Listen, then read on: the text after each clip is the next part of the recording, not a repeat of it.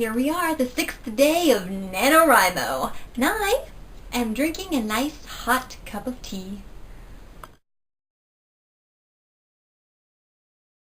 First of all, let me just say, I cannot believe how cold it is right now. So this morning, literally this morning, I pulled out all of my long sleeve shirts. They're stacked up on my bed right now waiting to get hung. And I had earmuff hats and gloves, and I have fingerless gloves that I wear while I'm typing because it still gets really cold in this room. It's nowhere near as bad as my sister's room, though. It's like 20 degrees colder up there. I do not know why. I used to be used to the cold. I did. I used to live on the Oregon coast where it's rainy all the time and cold and drizzly and windy and cold. And then I moved to the desert. Deserts are supposed to get cold. I'm just gonna say it. And don't laugh at me because on Saturday it was 80 degrees here and on Sunday it was 45 degrees. So this is a sudden temperature change for me. This is winter coming in full blast and I wasn't quite ready for it. But long sleeve shirts, a nice cup of hot tea. This is truly the beginning of November. It just doesn't feel like NaNoWriMo without cold. So I wanted to tell you guys a little about my nano project. I haven't quite perfected a description for it yet that I feel is really great, but I have a little something that I'm going to share with you guys. My novel is called Old Haunts. It's about a man named Cole Caldwell who was a homicide detective and who also happens to be dead. Murdered, of course. With the help of his still living partner, Cole is advised to take care of his unfinished business so he can move on to a peaceful afterlife. But as the partners dig into the investigation, behind the backs of internal affairs, Cole begins to doubt whether his unsolved murder is truly the anchor keeping him in the land of the living, nor that his unfinished business will be so easy to resolve as catching the killer. It's not quite as cliche as it sounds, I hope, which is why I'm still working on the description for it. If you want to read the complete summary of it, which is actually completely different than what I just shared with you, you can head over to my NaNoWriMo profile linked in the box below. And hey, if you guys are doing a nano novel, go ahead and friend me. I can use writing buddies, tons of writing buddies. This project is very interesting for me on many levels because it's an idea that has been simmering on the back burner of my brain for about a year. I have pages and pages of notes in my miscellaneous notebook that are just filled with this story idea. I think I first got the idea during NaNoWriMo last year when I was writing my Glass and Cinders novella. And that is why they are in a notebook and not in my Word document, because I was trying to resist the idea because I was in the middle of another project. I wanted to wait a while and see if this idea would get better or if it would kind of peter out after a while. It's just different enough of a project than what I normally do that I was afraid to start it unless I was sure that I could finish it. So this idea is very near and dear to my heart. I've gotten really attached to these characters and their developments and their relationships over the past year, so I'm really excited and I'm really nervous to finally be able to start writing it. The other reason why this project is really interesting for me is because it is an adult murder mystery ghost story. Once upon a time, I told myself that I would never, ever, ever, ever, ever write murder mysteries, because if you have seen Castle and NCIS, you know that mystery writers are the people who get really freaky fan mail and copycat killers. I do not want to deal with that. And then there's the ghost story bit, and the fact that I hate ghost stories. I watched The Sixth Sense once, and I couldn't sleep for a week. So research for this project was fun.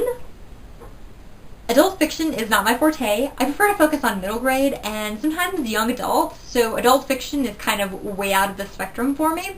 I don't foresee a whole ton of changes in my writing from kid to adults. I have this really big pet peeve of adult books being unsuitable for children. I don't think that just because it's for adults, it should be inappropriate for children. This stems from me when I was a kid, because when I really hit my reading phase, I was probably only about 12. It took me a long time to get into books. And so by the time that I was 14, I was ready to try something a little more challenging than something in the kids section. I tried to pick up some adult books, and a lot of the ones that I picked up I felt were inappropriate for me because I am very conservative. I was only 14, and I have been homeschooled my entire life, so my world was very sheltered. I was scarred by a lot of adult books when I was young just because I was really sensitive, like to swearing, which is very prominent in a lot of adult books, as well as sexual content, which I don't enjoy reading in books. I have made a silent vow with myself that everything that I write, I want it to be appropriate for my 14-year-old self, to give kids who want to branch out into bigger reading a chance to read some more mature books without having to worry about the content. I have envisioned a very literary style, which I haven't really attempted before, so I'm hoping that I can pull that off. And if I don't pull that off now, there's always rewriting. So I hope you guys' stories are going well so far. Mine's not being too terribly temperamental yet.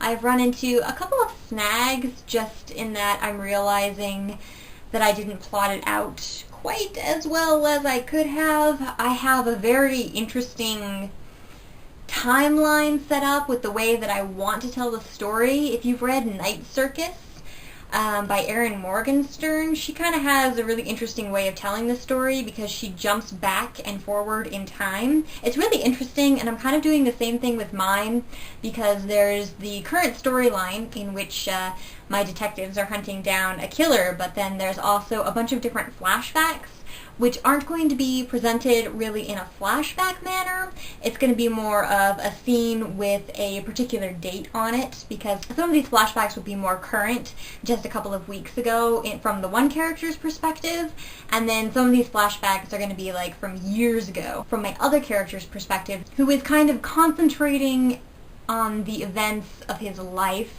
just like what he has done and who he is and how he's gotten there, pretty much. So it's going to be really interesting, and it's also going to be really challenging to write. With NaNoWriMo, one of the big things for some people is that they really just write the scenes that they feel compelled to write for that day or for the moment. And I've never really been able to bring myself to do that. For me, I have to write a book the way it would be read. I have to do it chronologically, with the way that it's set up for the story. So in this case, I would start out with my two little background information scenes. They're kind of like prologues. It's the discovering of a body, and then I've got a newspaper clipping that comes on and kind of gives you some information about one of the characters. And then from there, I jump into the current moment from one of my characters' perspective, and then it hits a point where we go into the other character's perspective, and it backtracks several weeks, and then we go forward from there, and then we jump back into the other timeline. So like I said, it's really complicated. Part of me kind of wants to write just the scenes that I really want to write right now, because yesterday, specifically, I was stuck in the scene that I had to write, and I really just had no motivation to write it. I wanted to go forward and write a different scene. But I made myself stick with it because I have a really hard time skipping pieces, because I find that if I start skipping around and only writing the pieces that I want to write, the pieces that I don't want to write will become doubly difficult when I actually have to sit down and write them, and B, I sometimes lose track of what was going to go where, and then it doesn't mesh up with the rest of the story. So at some point I might decide to start writing the scenes that I just want to write, but for now I'm just writing it out as the book is going to be presented so far. So I did want to talk to you guys a little about the plotting and planning process that I used for NaNoWriMo. And I usually plan out, at least to some extent, an outline for any novel that I write, especially NaNoWriMo. I decided to set aside the month of October beforehand to entirely plot out my story. That was my goal. I was going to use The First Draft in 30 Days by Karen S. Weisner as a guide. I have used this before, and it's a really interesting method, and it really does help with the writing of your first draft and kind of compiling all of your information together. I have not yet successfully written a novel using this method, but I know that that's my fault and it's not the fault of the book. So I had this book to help me plot out during October, but then because I am writing a mystery and I have absolutely no idea where to start with that, I also pilfered this book from my dad's office. The Weekend Novelist Writes a Mystery by Robert J. Ray and Jack Remick. And I have skimmed through parts of this before, and it's pretty informative on how to write a mystery and where the best places to start are, which, if you didn't know, is with the killer and his victim and why he kills the victim. And apparently I needed a whole lot more than 30 days to get ready.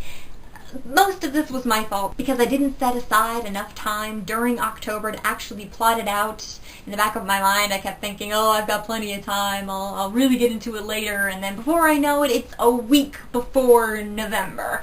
So I had to sit down. I basically chucked these 2 books because while they contain a lot of great information, not really a whole lot I can do with it in 1 week without completely driving myself insane.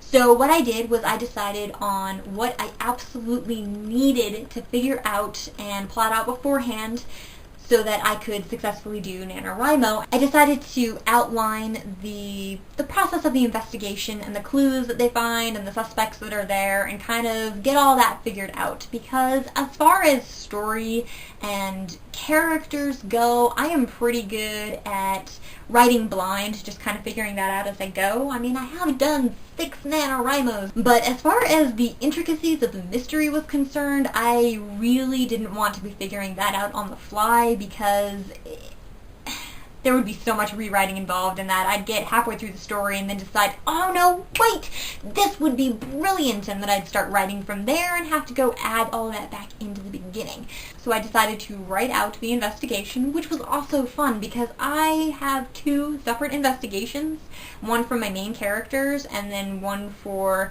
the IA investigator who is also investigating the same crime, but they each come across different clues because they're performing their own investigations, so they come across different things. So that was interesting. And the more I get into the story, the more I realize that I really could have done a whole lot more outlining to make this easier, but you live and learn. That's part of the fun of NaNoWriMo, is figuring out what the heck is going on.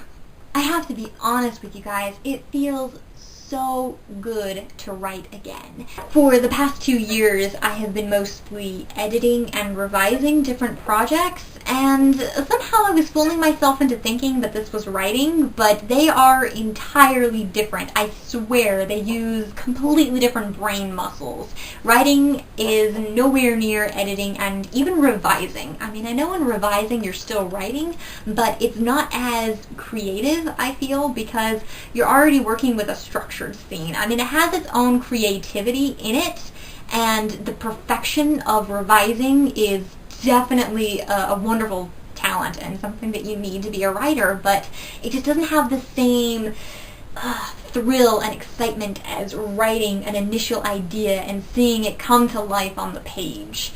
It's really a different experience entirely, and I have missed it so much, and I didn't even realize it. So getting back into the habit of writing a certain number of words a day was much easier than I expected. Like I said, I've been mostly editing and revising for the past 2 years, so I haven't had a daily word count. And in NaNoWriMo, I every year have written 2,000 words a day for various reasons. The standard is 1,666 words a day, but I always went with 2,000. And so I thought that it was going to be really hard to get back into that. And the first day I had 3,600 words, and I went, that was easy. So every day I've consistently done about 2,000 words. Actually, I've done closer to 3,000 words a day, which I am very impressed with. The thing that's really hard for me right now is that I actually want to ignore the rest of the world and everything else and just write old haunts. I really just want to get into it, but I can't let myself because I have several other projects and things that I need to do, and that was a requirement for me this year, was that I had to concentrate on some of my other projects as well. I couldn't abandon them. So I write for a couple of hours in the morning, and I usually hit almost 3,000 before I know it. And don't get jealous, it takes a lot of practice, guys. And so once I hit that, I make myself stop, even though I really want to keep going. So I move on to my other projects. I know I've said that a lot of different things about this is really interesting right now, or maybe even really challenging, but the most interesting and challenging bit is writing emotions from my ghost. If you think about it, usually when we describe emotions, and when we feel emotions, they're all tied up with physical reactions. You catch your breath, adrenaline starts pumping, and your heart starts pounding. You hear the blood rushing through your ears. And so all of these emotional tells are tied up with physical reactions. And I didn't notice how true that was in writing until I started describing my character's emotional state and realized that I could not use heartbeat or breath or blood or any of these things that I usually see associated with emotional reactions in writing. And so I'm trying to come up with different ways to describe his emotional state and, the panic or the frustration that he's feeling without relying on these physical tells. And I will tell you right now, it is very difficult. I'm kind of experimenting with it, trying to figure out different things, but hey, if anybody's got a thought, I am more than open to it. So let's finish this off. I would love to hear what you guys' word counts are for this week so far, but mine is...